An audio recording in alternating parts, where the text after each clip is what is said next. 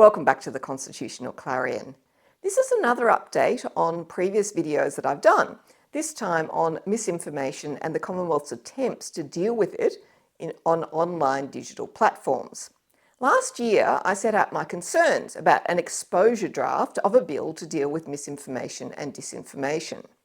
The good news is that the government has accepted some of the criticisms that were made by me and others and changed aspects of the bill. The bad news, however, is that there are still problems with it. In this video, I'll explain some of the things that I think are problematic about it. But first, before I do that, there is, ironically, quite a lot of misinformation circulating about what the bill actually does. People seem to be asserting that the bill will allow the government to ban you from saying things or to prosecute you in court for what you have said. And that's not what the bill does at all. Now, if you don't believe me, I know some people are sceptical, actually read the bill for yourself. I'll put a link to the bill in the box beneath this video so that you can see it with your own eyes. Yes, there's a lot of misinformation about misinformation, but the best way of dealing with it, at least in my view, is explaining why it's wrong and then giving people the tools to make that assessment themselves by looking at the original document. The bill is actually about the regulation of digital platforms such as Google and Facebook, Instagram, YouTube, TikTok and X. It requires them to provide a degree of transparency about how they deal with misinformation and disinformation. These digital platforms already take action to remove content, to demote its accessibility, and to place warning labels on content which explain that it's disputed, or to add context, or to refer the reader to more authoritative sources.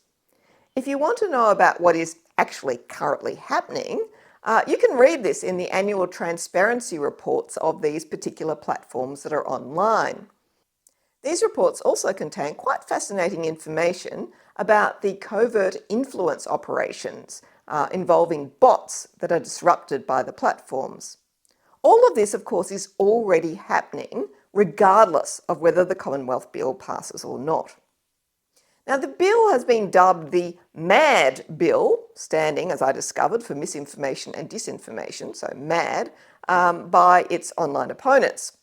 But its actual title is, if you need to look for it, Communications Legislation Amendment, Combating Misinformation and Disinformation, Bill 2024. Now, given that's a bit of a mouthful and I couldn't really fit it in the heading to this video, I took the more colloquial version. Now, what does the bill do? It does four things. First, it requires a degree of transparency from the digital platforms by making them publish certain information about how they deal with misinformation, including risk management policies, what they're doing to allow end users to identify the real source of content, and their complaints and dispute handling mechanisms. Second, it allows ACMA, the Australian Communications and Media Authority, so that's the government body that deals with these things, to make rules requiring digital platforms to keep certain records and provide information to ACMA about how they deal with misinformation and disinformation. Third, it provides for bodies representing sections of the digital platform industry to develop their own codes to prevent and respond to misinformation and disinformation on the digital platforms. ACMA then has a role in approving of a plan. And if it does so, then the digital platforms must comply with that code. There are then penalties, and they're quite hefty penalties, for failing to do so. Fourth, if there is no approved code, or if the code is found to be deficient by ACMA, or in exceptional and urgent circumstances, ACMA may determine what's called a standard that is reasonably appropriate and adapted to protecting the Australian community from serious harm caused or contributed to by misinformation or disinformation on digital platforms, and the digital platforms are then required to comply with that standard. Again, fines apply if they don't.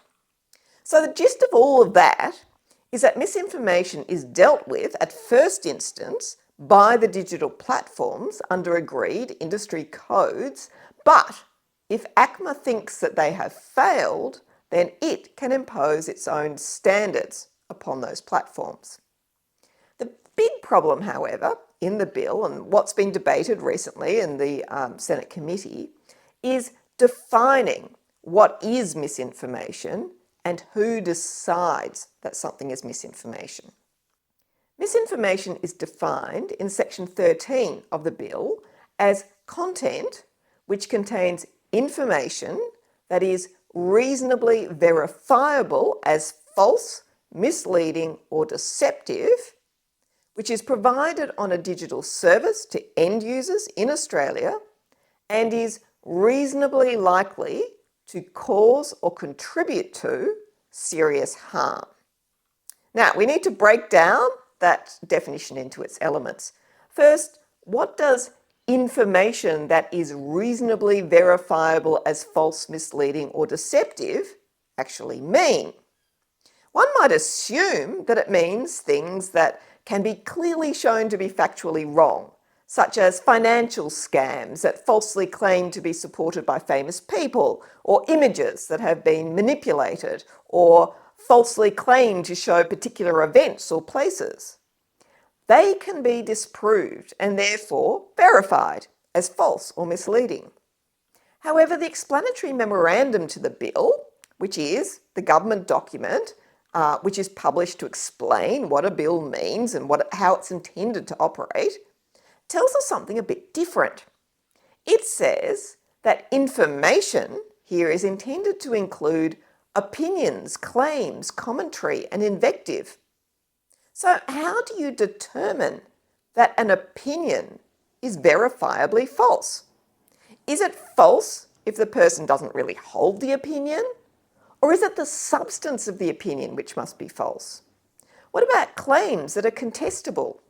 How is a digital platform to determine what is false, misleading, or deceptive among the billions of claims that are made every day? The explanatory memorandum points to whether the information has been fact-checked by a third party or otherwise been assessed by experts as false, misleading, or deceptive. The big platforms already employ fact-checking services in Australia to do this in relation to some of the claims on their platforms. The fact-checking services then ask experts to give their views. While this may get to the correct answer, it's not always perfect, because when it comes to contestable claims, it rather depends on which experts you ask, or indeed which experts are just willing to drop everything they're doing that day and respond promptly when requested to give their advice. 2 experts who have been chosen might say that a claim is wrong, while another 3, if they had been asked or if they'd responded to the request, might have said something different. For example, I've often given expert advice to fact-checkers on constitutional claims. Sometimes the fact-check statement is incontestably false, as there is clear evidence to disprove it. But in many cases, it comes down to a matter of constitutional interpretation and how you think the High Court would decide a matter based upon existing precedents and constitutional principles. I can advise that a claim is wrong with a high level of confidence based upon my knowledge and experience. But it's always possible that the High Court will reverse its approach and overturn existing precedents so that the claim turns out not to be wrong. It's just not possible to declare such claims to be verifiably false, misleading, or deceptive, even though there's a high likelihood that they are wrong and there's an expert consensus about it. Another problem is that the fact-checker, who is not an expert in the field, will sometimes misunderstand what they are told, and in translating it to a general audience, will use terminology that ends up getting the issue around the wrong way. Now, this has happened to me before when I've given advice to fact-checkers, so I know it's a real problem. But if Meta or Google or X relies upon what the fact-checker concluded for the purpose of removing content from their platforms on a widespread basis, that's an even greater problem. Unlike a court of law, when it decides facts, we have no evidence No cross-examination and no rules of procedural fairness here. It all happens behind closed doors and largely without any kind of appeal. There are, however, some qualifications on the definition of misinformation that need to be mentioned. First, it excludes the dissemination of content that would reasonably be regarded as parody or satire, as well as excluding professional news content.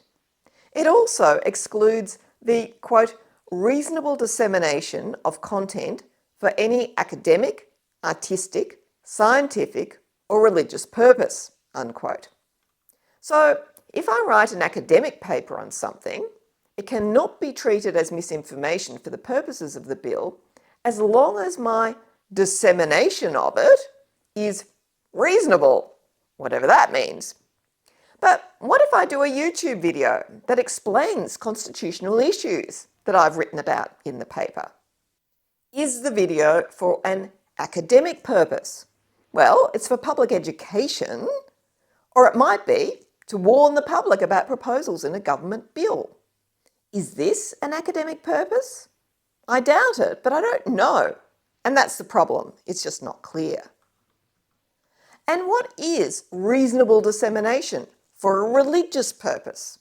How does Meta or Google decide that? The other important restriction is that something is only classified as misinformation if the provision of the content on the digital service is reasonably likely to cause or contribute to serious harm.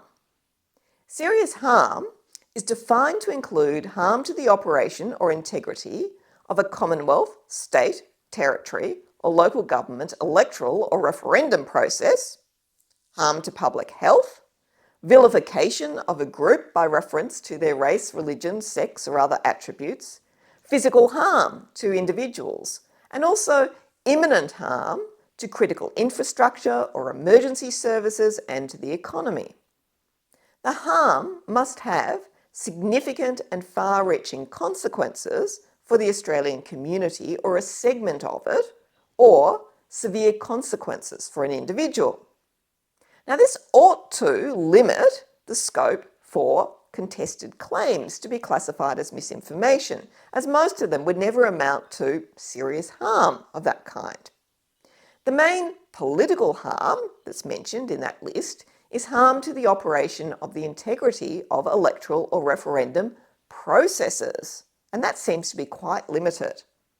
But again, the explanatory memorandum shows an intention that it have a much wider scope. It considers that content can cause serious harm to the extent that it, quote, can influence public opinion and sway voter behaviour to such an extent that the outcome of an electoral process can no longer be said to represent the free will of the electorate, unquote.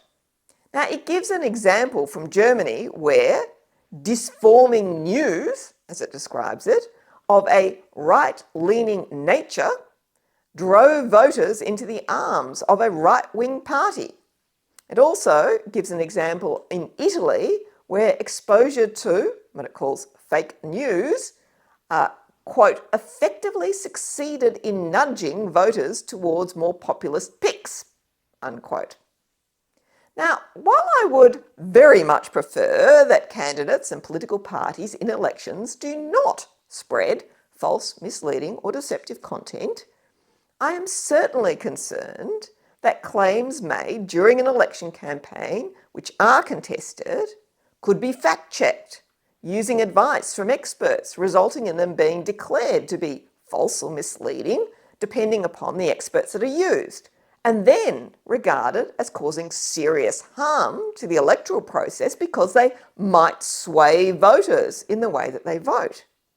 Together, that would result in them being classified as misinformation and potentially removed or demoted from digital platforms.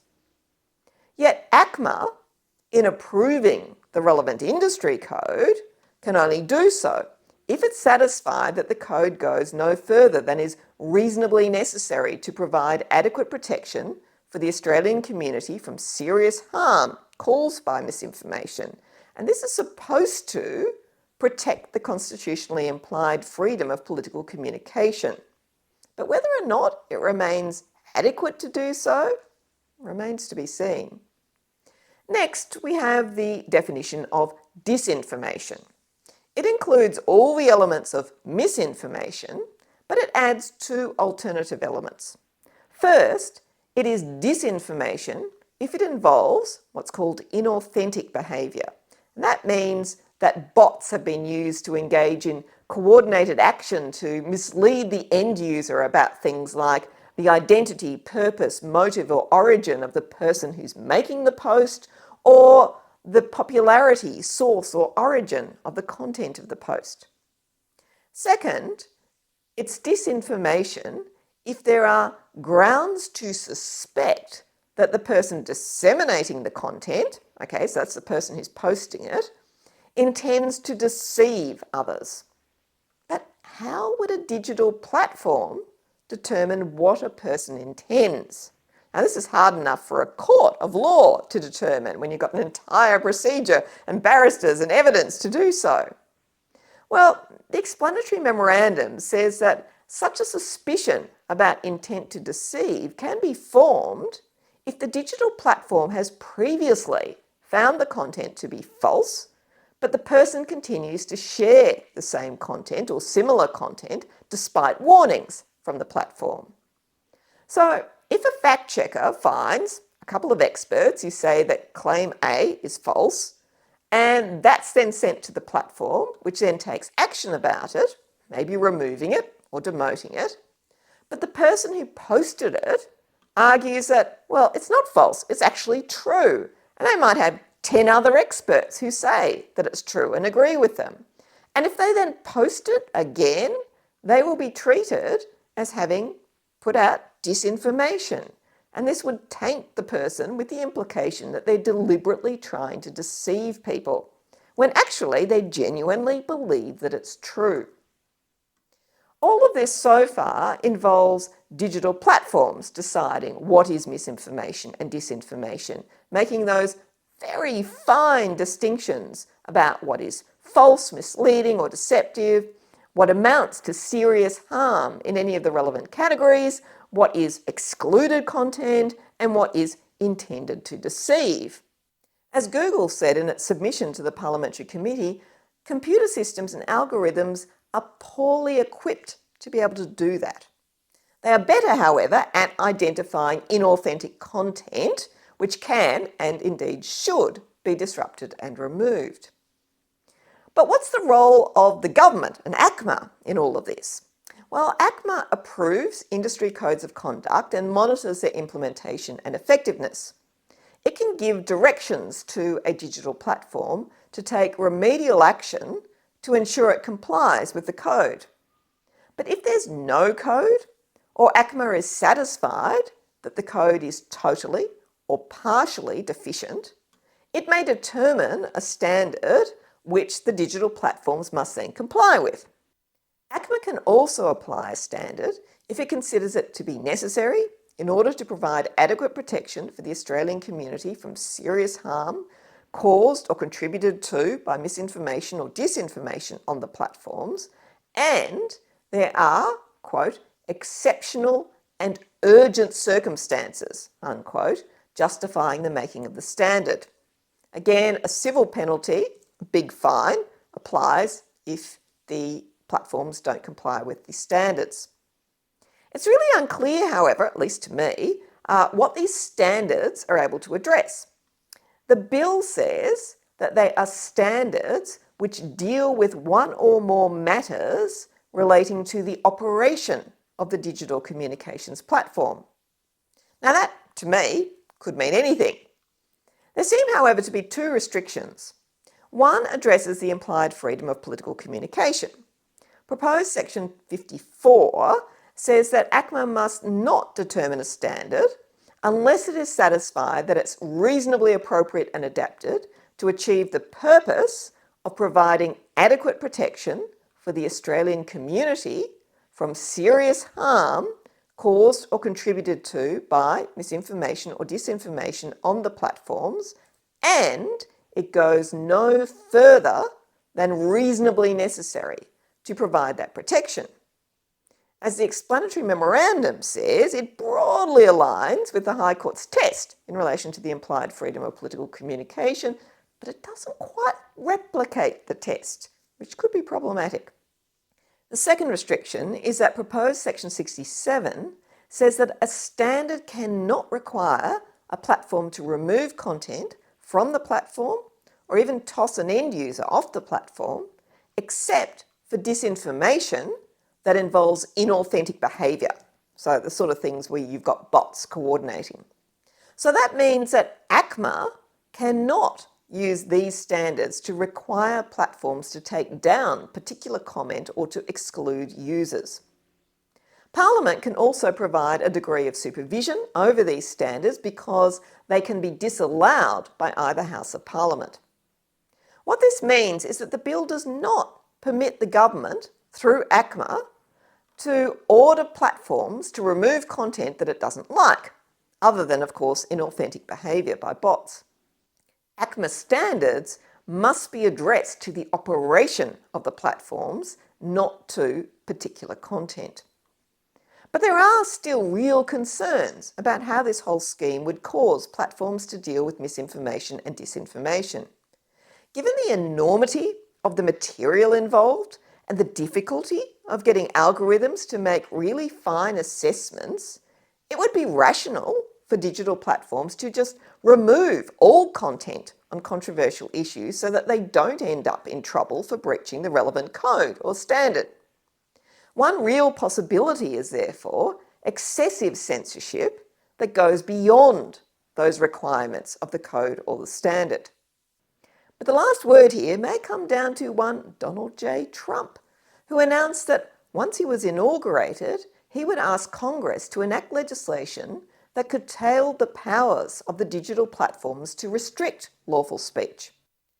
They would be prohibited from taking down content other than unlawful content such as child exploitation or the promotion of terrorism. Trump concluded by saying that information control would be ripped out of the system. There won't be anything left. How the platforms would then deal with a conflict between American law, to which they are subject, and Australian ones, were this law to pass, would be a really difficult legal issue. Thank you for watching the Constitutional Clarion. I'm sorry this was quite a long one, but I hope it gave you all the detail you need to understand the bill and the concerns that people have about it. As always, I look forward to seeing you again next time. Goodbye.